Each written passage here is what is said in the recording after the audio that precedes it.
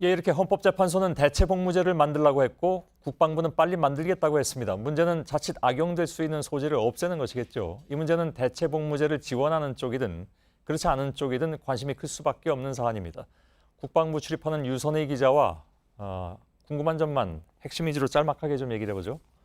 우선 이렇게 되면 당장 전투병력이 줄어들 수 있다라는 반대 의견이 있어 왔습니다. 그렇습니다. 해외 사례를 보면 대체복무 방안이 주로 경비 아니면 소방 이런 쪽에 집중이 돼 있습니다. 예. 근데 이것은 우리도 의경이나 의무소방으로 이미 도입이 돼 있고 여기에 더해서 교통이라든가 사회복지 분야에 대체복무가 추가될 수가 있습니다. 예. 그럼 거기에 인력들이 추가가 되게 되면 전투병력이 그만큼 줄어드는 것은 불가피해 보입니다. 국방부 대책이 뭡니까 그럼?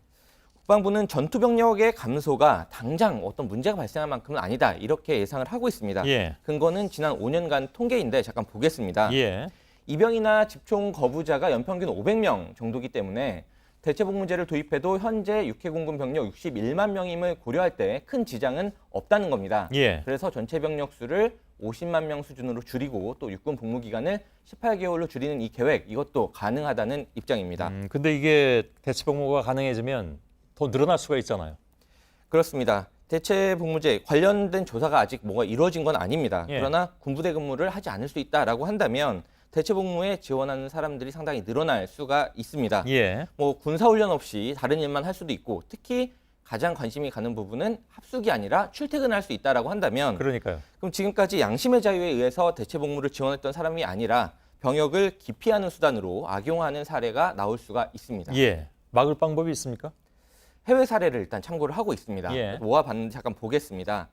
대만 같은 경우에는 대체복무를 하려면 본인과 증인이 내무부 면담을 해야 되고 병역 기피가 의심이 되면 1년간 관찰 기간도 둘 수가 있습니다. 예. 그리스, 러시아 이런 곳들은 까다롭게 이제 대면 심사를 하고 또 출퇴근 방식이 되면 복무 기간을 현역보다 한 50% 정도 늘렸습니다. 예. 지금은 이제 모병제를 하고 있는데 독일 같은 경우에는 이제 2011년까지 대체복무가 있었는데 이때는 1, 2차에 걸쳐서 청문 제도가 있었습니다. 예. 근데 뭐 그리스, 러시아, 이 다른 나라들은 우리하고 상황이 좀 다르기 때문에 네.